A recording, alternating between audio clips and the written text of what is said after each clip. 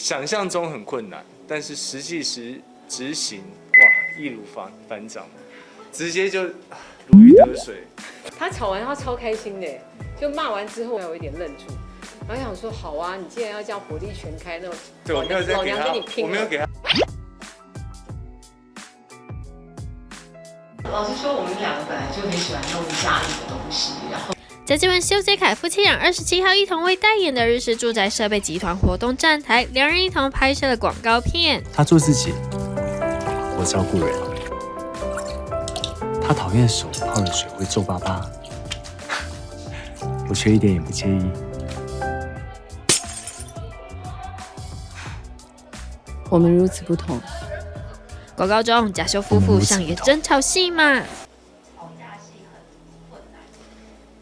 想象中很困难，但是实际执行，哇，易如反掌，直接就如鱼得水。你再继续啊，我想再多听一点。他吵完他超开心的，就骂完之后，我想说我不知道，我一下被他那个声音吼出来，我有点愣住。然后想说好啊，你既然要这样火力全开，那对我没有老娘跟你拼了。我没有给他那个毫不客气，没有呼吸的时间。我要讲什么都被他比下去了，超生气的那一天。所以当下是有想到什么实际生活上的争吵例子吗？有一点点，有一些，不过没有一个具体的事件。静雯姐有察觉到是修什么晚间这么凶？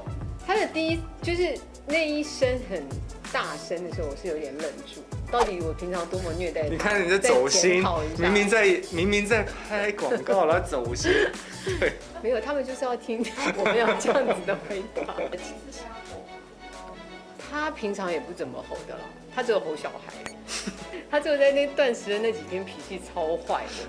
然后我就在想说，你已经这么瘦，你要断什么食？我们俩就一起看那个断食的影片，我就跟他说，我绝对做不了。现实生活中两人遇到问题是走理性派。不会是那种这样子的吵架。对，因为吵不起来。因为我也很会讲道理，所以他有时候也会跟我讲他的想法，所以我们两个可能比较多的是沟通，严肃的沟通。可是我们稍微只要一点点讲话比较大声一点点，我们女儿就会说：“你们在吵架吗？”你们在吵架吗？我们说没有啊，我跟爸爸在讲事情啊。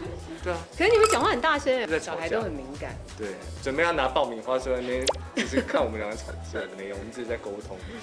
所以修在家是扮演黑脸的部分，比较是。我蛮黑的，对，就是因为我比较，我比较会就是要。